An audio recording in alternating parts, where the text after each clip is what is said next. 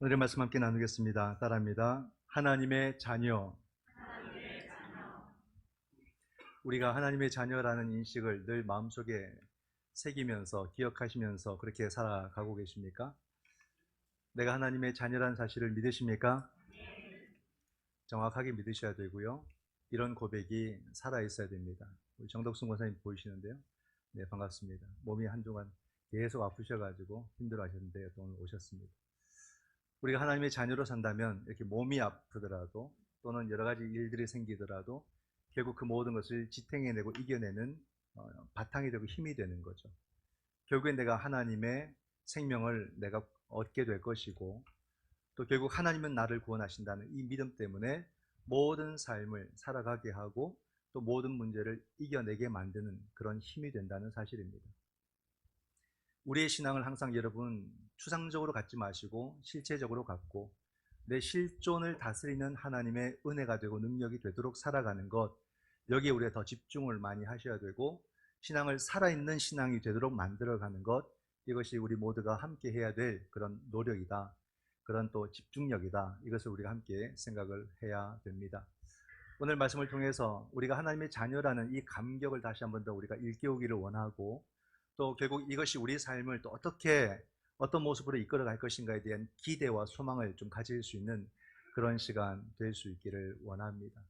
목사가 무엇을 해주거나 교회가 무엇을 해줘서가 아니라 결국 여러분들은 하나님과의 1대1의 만남을 다 가지시고 결국 그 믿음을 통해서 살아가는 것입니다. 누가 나를 이렇게 적극적으로 다 챙겨주고 도와주고 먹여주고 할 수가 없는 거예요. 여러분이 그리스도를 만나고 여러분이 하나님을 만남으로써 여러분의 삶을 주체적으로 살아가셔야 됩니다. 이것을 우리가 늘 기억하면서 내가 하나님의 자녀로 살아간다는 것이 무엇인가를 우리가 다 같이 함께 고민해보는 그런 시간이 된다면 오늘은 충분히 의미 있는 시간이다, 이렇게 말할 수 있겠습니다. 오늘 본문은 샌드위치 본문이죠.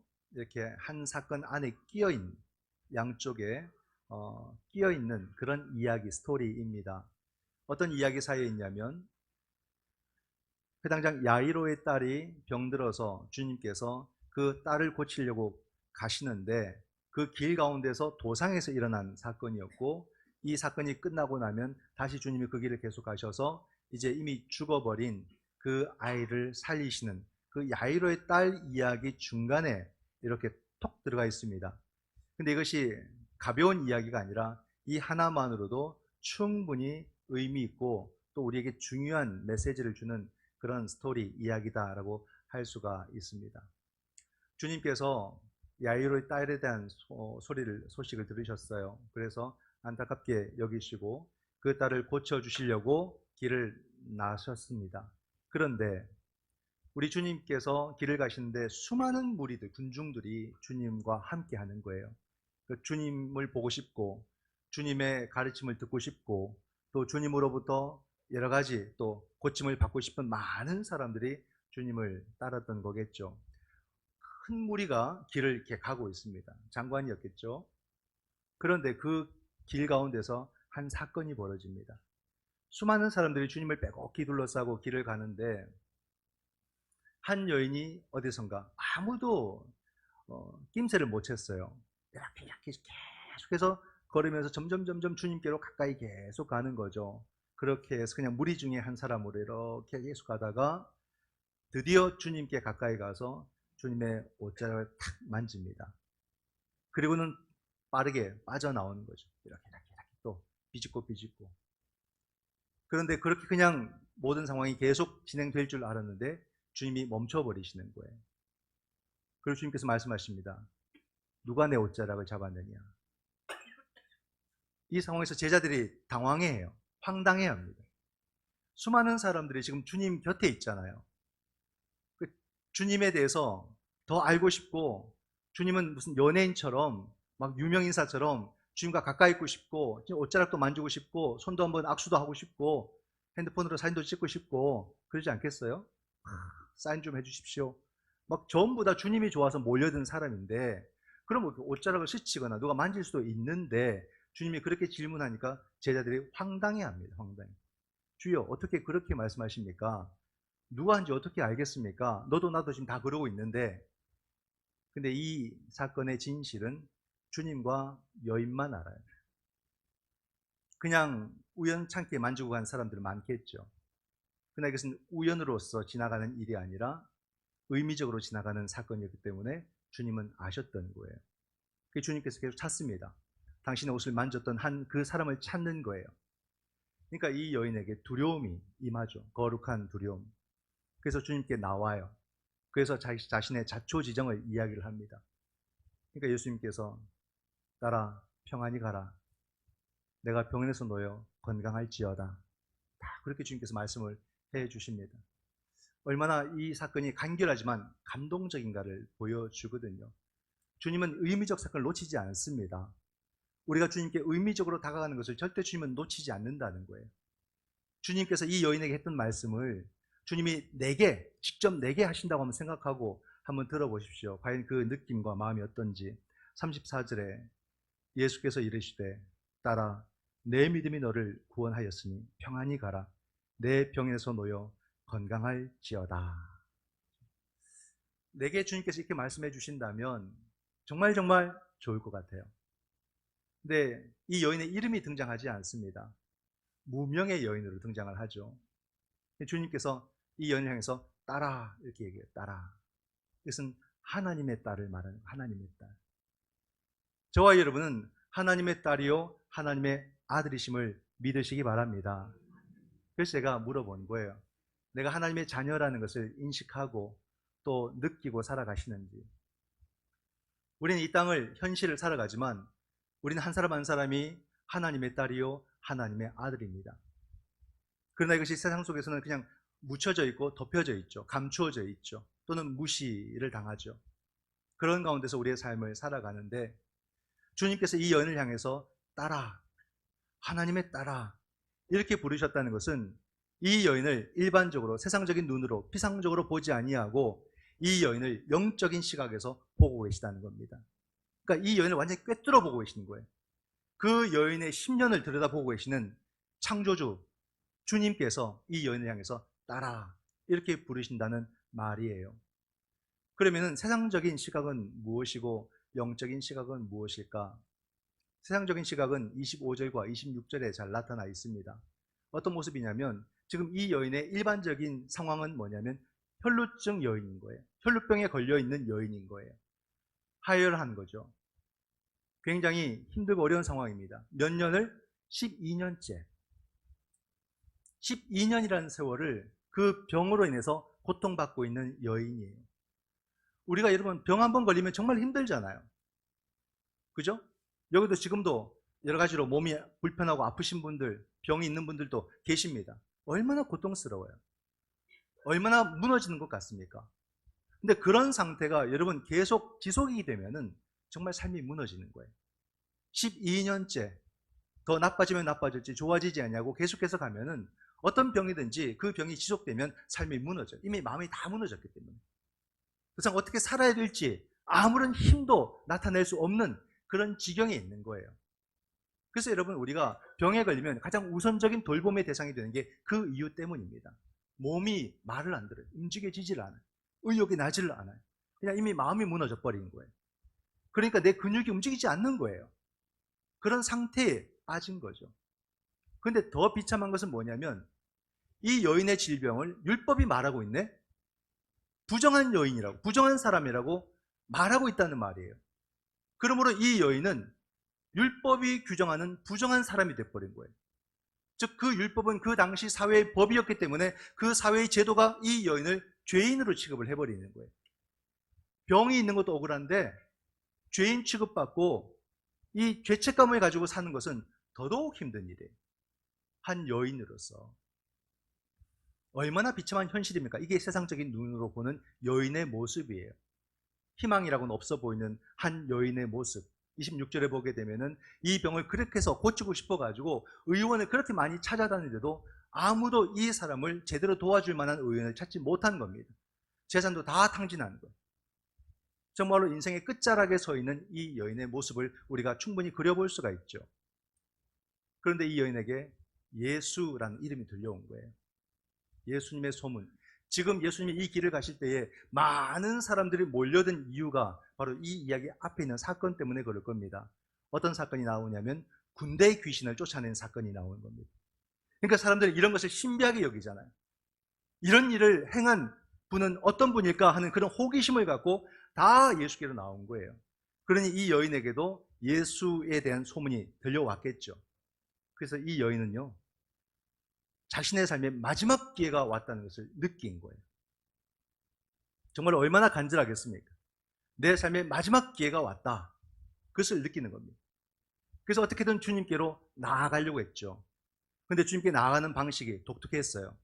이 여인은 주님을 향해서 소리치지 않았어요. 성경에 보면 주님께 병 고쳐달라고 소리친 사람들이 있어요. 나병 환자들이죠. 이 사람들은 소리칠 수밖에 없죠. 왜냐하면 이 사람들은 일반 사람들 가까이 못 가게 되어 있으니까 저기 멀리서 소리를 질러야 되는 거예요.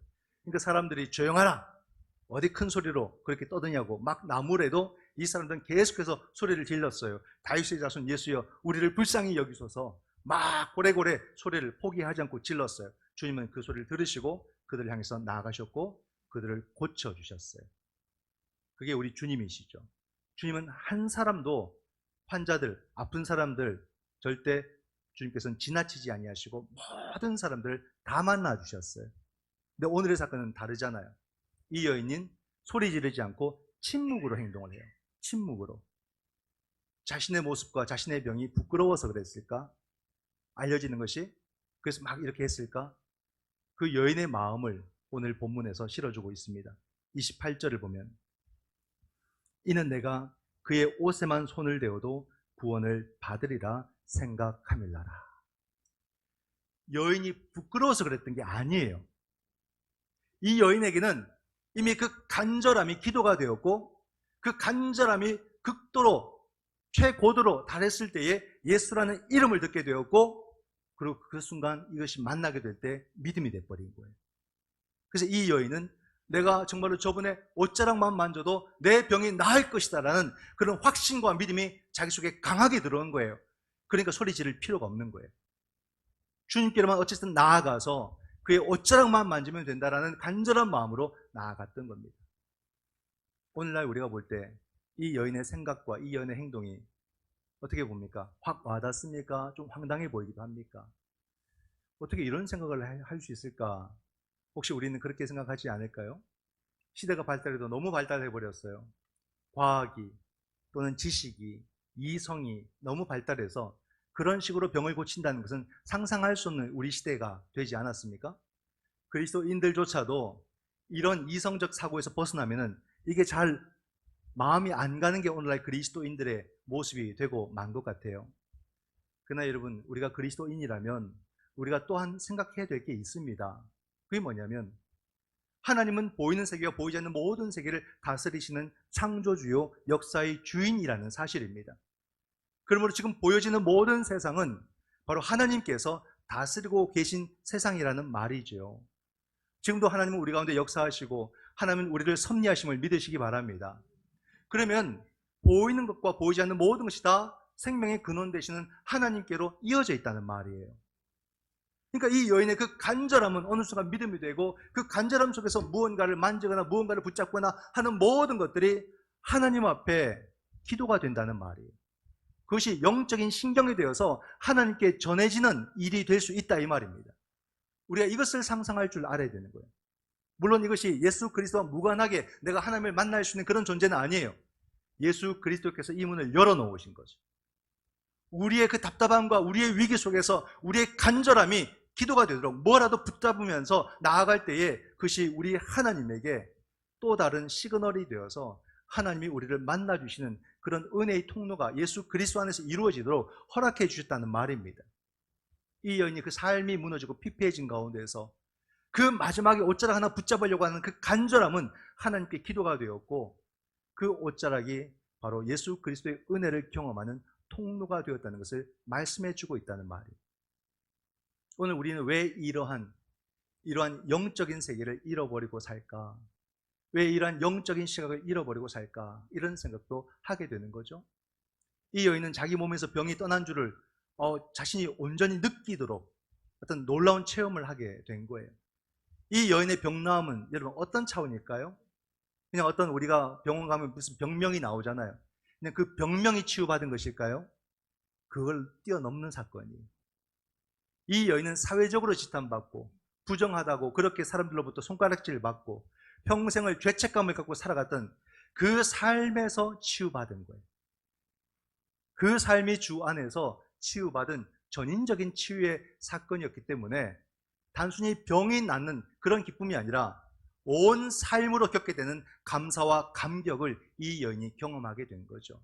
왜냐하면 우리가 병이 있는 것도 정말 속상하고 억울한데 이 여인은 죄인으로 낙인이 찍혔잖아요.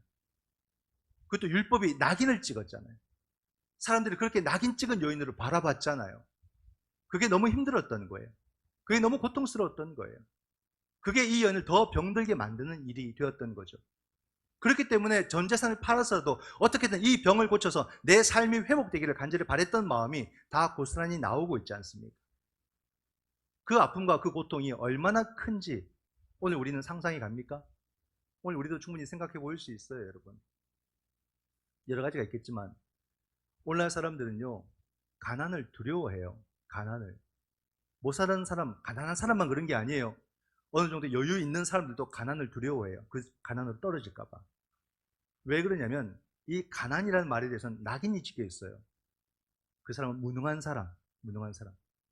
자기 하나 책임지지 못하는, 또는 자기 가족도 책임지지 못하는 무능한 사람이라는 낙인이 찍혀 있기 때문에 사람들은 가난해질까 봐, 가난해지면 힘들고 어려운 게 아니라 가난해질까 봐 두려워하는 거죠. 이게 낙인 효과라는 겁니다. 근데 한번 생각해 보십시오, 여러분. 우리가 생각을 한번 바꿔보면 또 다른 시각을 가질 수가 있어요. 가난이라는 것을 우리가 선택할 수 없을까? 선택? 또 하는 게 아니라 선택할 수 없을까? 우리가 가난이라는 말을 붙여놔서 이것이 부정적인데, 나는 내가 밥 먹고 살고 그냥 이렇게 옷 입고 살고 가족과 함께 살 수 있는 이것을 나는 충분히 감사하고 나는 만족합니다. 난 더 이상의 다른 욕심을 부리고 싶지 않습니다. 그럴 수 있잖아요. 그죠? 난 내 모든 삶에 대해서 충분히 감사하고 이 모든 시간들이 정말로 하나님께 감사와 영광이 됩니다. 물론 나도 더 노력하면 이것이 좀 더 나아질 수 있어요. 그런 노력도 할 수가 있겠고. 근데 우리가 어느 정도의 범위를 넘어서는 부를 얻기 위해서는 우리는 그때부터는 우리는 좀 더 무리수를 넣어야 돼요. 법을 좀 피해 가야 되고요. 또는 법을 어겨야 되고요. 또는 세금을 탈루해야 될 때도 있고요. 또는 다른 사람에게 가야 될 몫이 있는데 그걸 다 내게로 모을 때도 있습니다. 대부분의 부는 그런 방식으로 이루어져요. 그러나 나는 그런 삶은 살지 않겠습니다. 내 삶에서 좀 더 노력은 하겠지만 내가 무리수를 둬서 나는 그렇게 살지 않겠습니다. 라는 그런 청빈한 삶을 내가 선택할 수 있잖아요. 이것이 나의 선택이 되고 내가 이것을 좋아하면은 이것은 가난으로 떨어지는 게 아니잖아요. 그죠? 그 삶은 두려워할 필요가 없는 거죠. 그 삶은 기쁨과 감사로 누릴 수 있는 삶이 되는 거죠. 우리를 힘들게 하는 건 낙인 효과인 거예요. 낙인 효과. 그러므로 이 여인이 이 고통에 빠져 있는 것은 낙인 때문에 더 심했던 것이고, 이 여인에게서 병이 나왔다는 것은 자기 삶이 구원받았단 말이 되는 거죠. 병이 나은 것은 전인적인 주님의 치유와 구원의 사건을 경험한 일이 되었다라는 것을 우리 가운데 말해주고 있는 것입니다. 얼마나 감사하겠어요. 얼마나 기쁘겠어요. 그 여인의 기쁨을 같이 좀 우리가 느껴보자라는 겁니다. 주님께서 이 여인에게 따라 이렇게 말씀했어요. 주님으로부터 따라라는 소식을 들었을 때 하나님의 따라. 더 이상 이 여인은 헤매고 다닐 필요가 없게 된 거예요. 오늘은 어디 가서 내가 병을 고쳐볼까? 더 이상 그런 갈등과 고민을 할 필요가 없게 된 거예요. 오늘 내가 병 고침을 위해서 내가 또 누구에게 돈을 빌려볼까? 그런 고민을 할 필요가 없게 된 거예요. 또한 내 마음속에 내가 죄인이라는 그런 죄책감을 더 이상 가질 필요가 없게 된 거예요. 주님이 따라 이 한마디 불러준 것 때문에 그 여인은 완전히 다른 사람이 된 거예요. 주님은 이 여인에게 딱 34절에 세 마디 하셨어요. 내 믿음이 너를 구원하였느니라. 평안히 가라. 병에서 놓여 건강할지어다. 여러분, 이 세 마디를 한번 생각해 보세요. 내 믿음이 너를 구원하였느니라. 이 말씀이 이 여인이 느꼈던 것처럼 확 와닿습니까? 막 감개무량하게 감동으로 옵니까? 이게 그렇지 않고 내게 상투적으로 들린다면 나는 이 여인처럼 그렇게 못 믿어본 거예요. 믿음의 세계를 극적으로 우리가 경험해보지 못한 거예요. 정말로 내가 주님을 정말로 간절히 그렇게 믿어보지 못했기 때문에 이 말씀이 그냥 이렇게 오는 거죠. 근데 이 여인을 보세요. 이 여인은 그 12년이라는 것은 상징적인 겁니다. 이미 삶이 피폐해졌다는 거예요. 그런 피폐해진 삶 마지막에 그는 예수 그리스도를 만나게 되고 예수 그리스도의 이름을 듣게 되었을 때 거기에 자기의 모든 걸 걸어버렸어요. 올인했어요.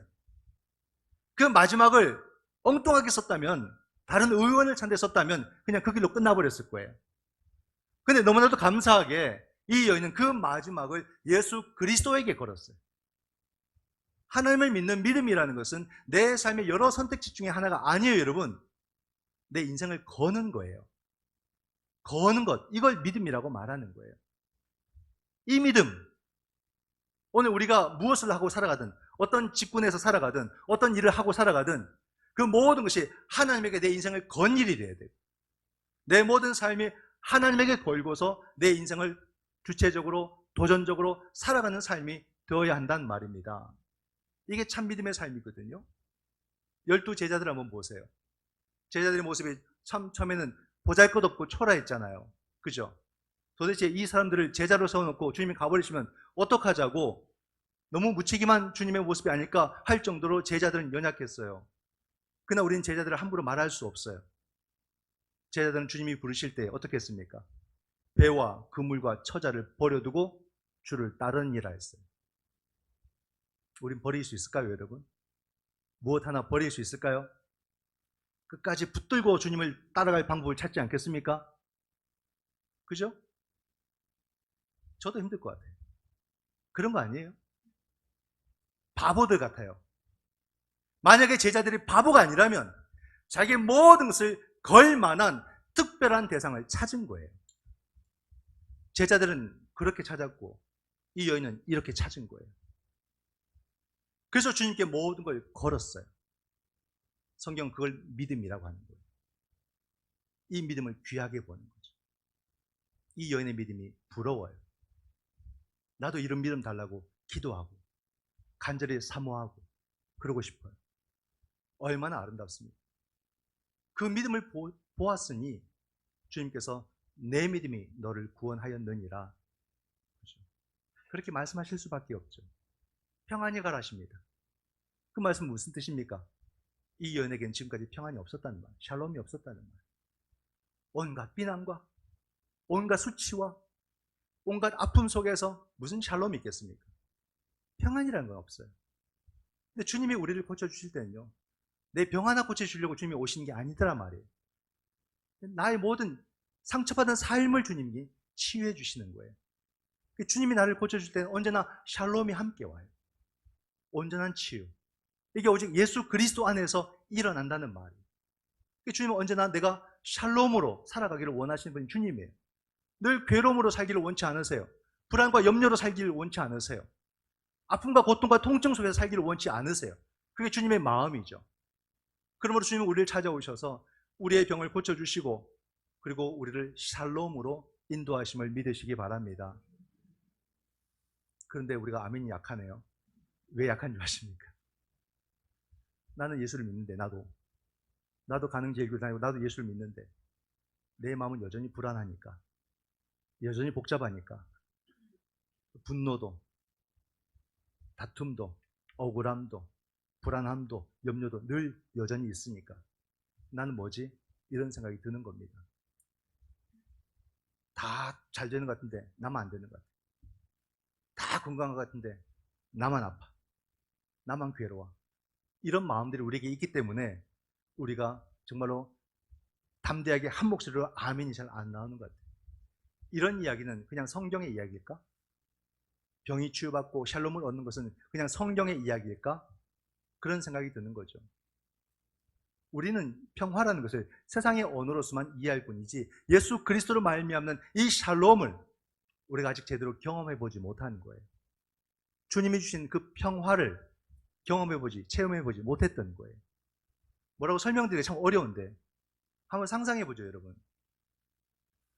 지금 예수님이 딱 내 옆에 있다고 한번 생각해요. 내 옆에 예수님이 계시다고 한번 상상을 한번 생각해요. 실제로 계시고요. 정말로 주님이 내 옆에 있으면 내 지갑에 돈 한 푼 없어도 나는 기쁨이 막 넘칠 것 같아요. 내가 가난해도 이것 때문에 내가 불안해하지 않을 것 같아요. 내 삶에 여러 가지 문제를 앞두고 있어도 나는 염려하지 않고 막 기쁨이 충만할 것 같아요. 왜요? 구원의 근원이 내 옆에 계시잖아요. 샬롬의 근원이 내 옆에 계시잖아요. 이분 옆에서 내가 나락으로 떨어질 일이 없다 이 말입니다. 이분을 옆에 두고서 내가 절망으로 어둠으로 떨어질 이유가 없는 거예요. 확신이 오는 거예요. 그러니까 어떤 상황이 나를 무너뜨릴 수 없다는 거죠. 결국 문제는 예수 경험이었어요. 내 삶에 의외로 예수 경험이 턱없이 부족하더라 이 말입니다. 다른 방법은 없어요. 성령이 우리를 도와주셔야 돼요.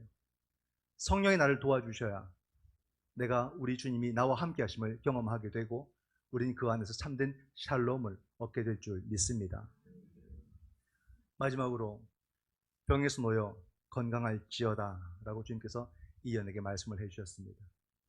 다시 거듭 말씀드립니다만 이 여인의 아픔은 너무 고통스러운 거예요. 너무 아프고 너무 괴로운 거예요. 너무나 충격적이고 그 삶이 무너지는 그런 경험들을 이 여인이 해왔죠. 사회가 그를 죄인 삼고 모든 사람들이 그를 죄인 삼고 그러니 이 여인은 더 이상 벗어날 길이 없는 거예요. 구조적 악에 빠진 거죠. 그러면 이걸 마귀라고 하는 거예요. 그냥 마귀라는 귀신이 있어서 여기 갔다 저기 갔다 이게 아니라 그런 귀신은 없습니다. 정말로 그 삶을 짓눌러버리는 한 사람이 그 생을 바르게 살지 못하도록 모든 사람들이 정죄해버리는 것, 그게 여러분 마귀의 힘이에요. 마귀의 힘. 그러나 우리 주님은 주님의 생명이 그 마귀의 힘에 짓눌려 있는 것을 허락하지 않으심을 믿으시기 바랍니다. 주님께서는 그 여인에게서 그 어둠의 권세를 깔끔히 지워주시고 이 여인이 그 병에서 그 삶에서 노임을 받도록 주님이 만들어주신 거죠. 이게 바로 하나님의 딸이 누리는 특권입니다. 저와 여러분은 하나님의 딸이요 하나님의 아들입니다. 그러므로 우리 성도들 주 안에서 건강하시고요. 그리고 여러분 삶 속에 참된 샬롬이 있기를 주님의 이름으로 축원을 드립니다.